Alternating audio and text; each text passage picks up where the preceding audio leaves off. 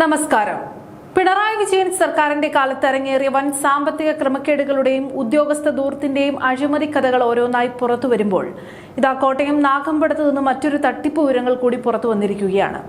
മത്സ്യഫെഡിന്റെ ജില്ലാ ഓഫീസും അന്നത്തെ മന്ത്രി സജി ചെറിയാനുമായി അടുത്ത ബന്ധമുണ്ടായിരുന്ന ചില ഉദ്യോഗസ്ഥരും ചേർന്ന് നടത്തിയ വൻ അഴിമതിയിൽ ഇപ്പോൾ വകുപ്പുതല അന്വേഷണം ആരംഭിച്ചിരിക്കുകയാണ്.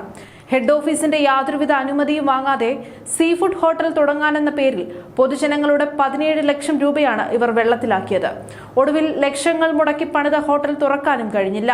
അവിടെ മുൻപുണ്ടായിരുന്ന നാടിന് ഉപകാരപ്രദമായ ഫിഷ് ഗാലക്സി അക്വേറിയം നശിച്ചു പോവുകയും ചെയ്തു. ജനങ്ങളുടെ നികുതി പണം എടുത്ത് എങ്ങനെ വെള്ളത്തിൽ ഒഴുക്കാമെന്നതിന് പിണറായി സർക്കാരിന്റെ കാലത്ത് നടന്ന മികച്ചൊരു ഉദാഹരണമാണിത്.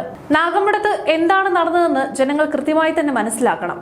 കോട്ടയം നഗരസഭയുടെ ഉടമസ്ഥതയിലുള്ള സ്ഥലത്ത് മുനിസിപ്പൽ പാർക്കിന് സമീപമാണ് മത്സ്യഫെഡ് ഫിഷ് ഗാലക്സി അക്വേറിയം നടത്തിയിരുന്നത്.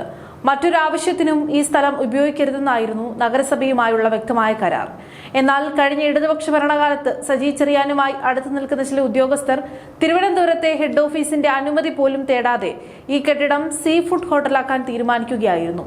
മത്സ്യഫെഡിന്റെ ഓഡിറ്റ് റിപ്പോർട്ടിൽ തന്നെ നഗരസഭയുമായുള്ള കരാർ ലംഘനത്തെക്കുറിച്ച് കൃത്യമായി പരാമർശിച്ചിരുന്നു. എന്നിട്ടും കള്ള സർട്ടിഫിക്കറ്റുകളും താൽക്കാലിക അനുമതികളും കാണിച്ച് ഇവർ കച്ചവട നീക്കവുമായി മുന്നോട്ടു പോയി. കെട്ടിടത്തിന്റെ രൂപമാറ്റത്തിനായി 17 ലക്ഷം രൂപയുടെ ബില്ലുകളാണ് ഇവർ ഉണ്ടാക്കിയത്. ഇതിൽ 10 ലക്ഷം രൂപ കരാറുകാരന് വകമാറ്റി നൽകുകയും ചെയ്തു. ബാക്കി 7 ലക്ഷത്തിന്റെ ബില്ല് നൽകിയപ്പോഴാണ് സംശയം തോന്നിയ ഹെഡ് ഓഫീസ് ഫയൽ തടഞ്ഞു വെച്ചതും ഈ വൻ തട്ടിപ്പ് വെളിച്ചത്ത് വന്നതും. 2018 വെള്ളപ്പൊക്കത്തിൽ തകർന്ന അക്വേറിയം പൂട്ടിയ ശേഷം ഹോട്ടൽ തുടങ്ങാൻ മത്സ്യഫെഡ് 3 തവണ നഗരസഭയിൽ അപേക്ഷ നൽകിയെങ്കിലും കരാർ ലംഘനം ചൂണ്ടിക്കാട്ടി നഗരസഭ അത് തള്ളുകയായിരുന്നു. ഒടുവിൽ കഴിഞ്ഞയാഴ്ച ചേർന്ന നഗരസഭാ കൌൺസിൽ യോഗത്തിൽ കരാർ ലംഘിച്ച മത്സ്യഫെഡിൽ നിന്ന് ഈ സ്ഥലം തിരികെ ഏറ്റെടുക്കാൻ തീരുമാനിക്കുകയായിരുന്നു. നഗരസഭ സ്ഥലം ഏറ്റെടുക്കുമെന്ന വാർത്ത പരന്നതോടെയാണ് വകുപ്പുതല അന്വേഷണം ആരംഭിച്ചതും മത്സ്യഫെഡ് ജില്ലാ ഓഫീസിലെ അഴിമതിക്കാർ വെട്ടിലായതും. ഇതോടെ തെളിവുകൾ നശിപ്പിക്കാനും തങ്ങളുടെ വീഴ്ച മറച്ചുവെക്കാനും അക്വേറിയത്തിന് മുന്നിൽ വളർന്നു നിന്ന കാടുകൾ കഴിഞ്ഞ ദിവസം ഉദ്യോഗസ്ഥർ തിരക്കിട്ട് വെട്ടിത്തെളിക്കുന്നത് കണ്ടു. പ്രചാരണങ്ങൾ അടിസ്ഥാനരഹിതമാണെന്ന് പറഞ്ഞ് ജില്ലാ ഓഫീസ് അധികൃതർ മുട്ടുന്യായം പറയുമ്പോഴും കൈവിട്ടുപോയ 17 ലക്ഷം രൂപയ്ക്ക് മറുപടി പറയാൻ ഇവർക്കാകുന്നില്ല.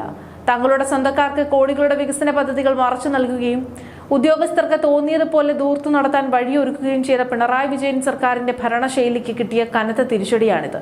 അനുമതിയില്ലാതെ പൊതുപണമെടുത്ത് റെസ്റ്റോറന്റ് പണിയാൻ നോക്കുകയും ഒടുവിൽ അക്വേറിയവും ഹോട്ടലും ഇല്ലാത്ത അവസ്ഥയിലാക്കുകയും ചെയ്ത ഉദ്യോഗസ്ഥരിൽ നിന്ന് തന്നെ ഈ 17 ലക്ഷം രൂപ ഈടാക്കണം.